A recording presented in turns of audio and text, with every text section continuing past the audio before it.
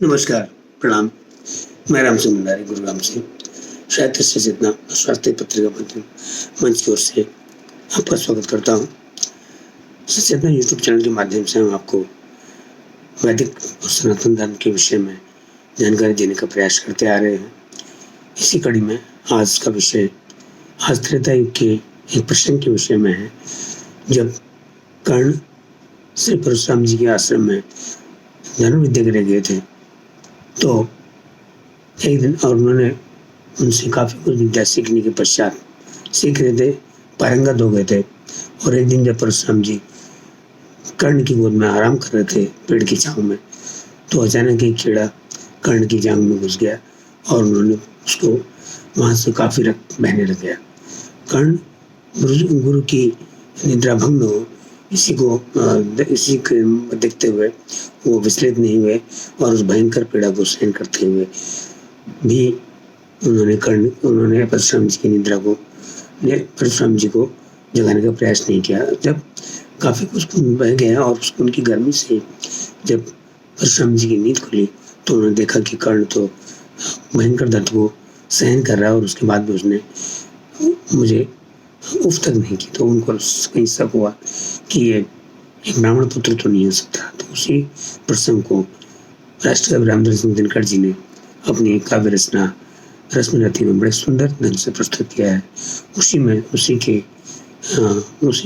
में से कुछ प्रसंग मैं यहाँ पर प्रस्तुत करने का प्रयास, यहाँ पर देने का प्रयास करता हूँ, जो इस प्रकार से।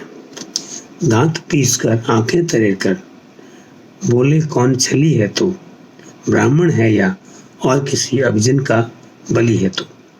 सहनशीलता को अपना कर ब्राह्मण न कभी जीता है, किसी लक्ष्य के बिना किसी लक्ष्य के लिए नहीं अपमान हलाहल पीता है। सह सकता जो कठिन वेदना पी सकता अपमान वही, बुद्धि चलाती जिसे तेज का कर सकता बलिदान में। तू अवश्य क्षत्रिय है पापी, बता न तो फल पाएगा, परशुराम के कठिन श्राप से कभी अभी भस्म हो जाएगा। तब कर्ण हाथ जोड़ करके परशुराम जी को कहते हैं कि क्षमा क्षमा हे देव दयामय। गिरा कर्ण गुरु के पद पर, मुख विवर्ण हो गया, अंग कांपने लगे भय से थर थर। शूद्र पुत्र में शूद्र कर्ण हूँ, करुणा का अभिलाषी हूँ, जो भी हूँ पर देव आपका अनुसर अंतेवासी हूँ। चली नहीं मैं हाय, किंतु चल का ही तो काम हुआ। आया था विद्या संचय को, किंतु व्यर्थ बदनाम हुआ। बता सकता मैं नहीं इसी से प्रभु, जाति अपनी छोटी। बता न सकता नहीं इसी से प्रभु, मैं जाति अपनी छोटी। करे देव विश्वास भावना और न थी कोई खोटी। परशुराम का शिष्य कर्ण पर जीवन दया न मांगेगा, जीवन दान न मांगेगा। बड़ी शांति के साथ चरण को पकड़ प्राण निज त्यागेगा। तब परशुराम जी को कर्ण पर थोड़ी दया आई, लेकिन उनको बड़ा गुस्सा था कि कर्ण ने उनको अपनी पहचान छिपाई, झूठ बोलकर विद्या ग्रहण की। इसी गुस्से के कारण परशुराम ने अंत में उनको कहना पड़ा, उसको माफ किया, लेकिन उनको अंत में कहना पड़ा परशुराम को। उनको सबसे बड़ा दुख ये था कि कर्ण ने झूठ बोल करके अपनी पहचान छिपाई, विद्या अध्ययन किया।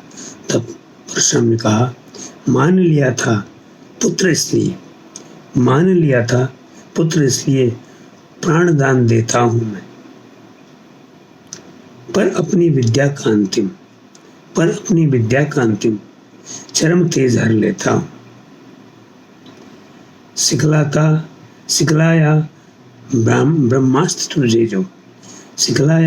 ब्रह्मास्त्र तुझे जो काम नहीं वह आएगा। है यह मेरा शाप समय पर तू उसे भूल जाएगा। इस तरह से परशुराम जी द्वारा जो ब्रह्मास्त्र की शिक्षा कर्ण को दी गई थी, परशुराम जी ने उस शिक्षा अपने शाप से ब्रह्मास्त्र के उस मंत्र को भूल जाने का श्राप दे दिया और कर्ण चुपचाप परशुराम जी से आज्ञा लेकर के